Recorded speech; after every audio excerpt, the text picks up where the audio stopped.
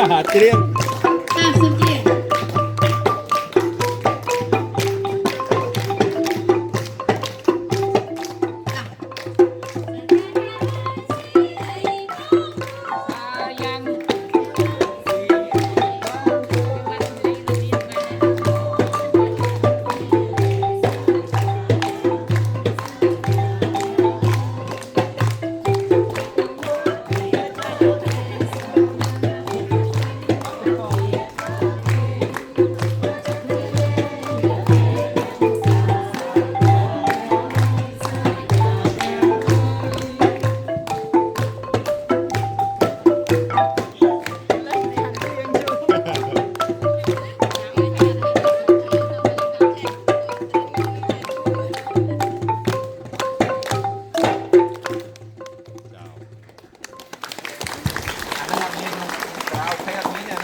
อันนี้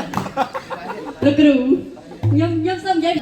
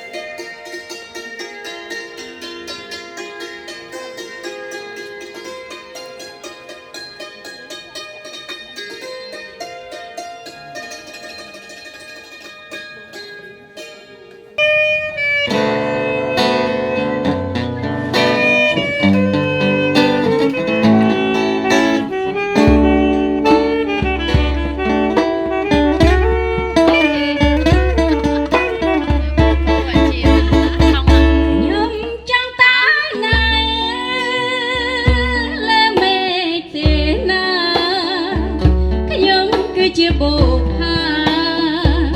រីក្នុងយន្តហង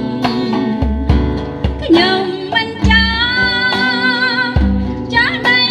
វិញសាខ្លាចជួបចិត្តប្រង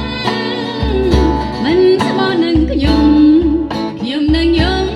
អស់មួយជីវិតខ្ញុំខ្លាចហើយស្នេហាខ្មោចចិត្តមួយជីវិតខ្ញុំសូមស្មើលី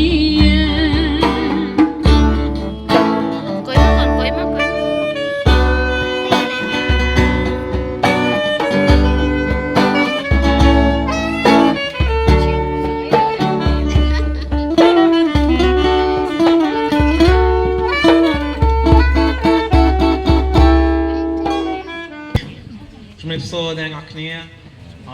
បាទខ្ញុំឈ្មោះ Ray និងខ្ញុំមកពីអាមេរិកខ្ញុំដឹងហើយនេះឧបករណ៍ខ្មែរនេះឧបករណ៍មកពីអាមេរិកនេះឈ្មោះអ្វីស្គាល់ឈ្មោះអ្វីអត់ស្គាល់ណែនេះឈ្មោះ saxophone ខ្ញុំសប្បាយខ្លាចជាទីនេះជាមួយទាំងអស់គ្នានឹងបាទខ្ញុំកតាចម្រៀងសំខាន់ខ្លាំងអឡលខ្ញុំកតា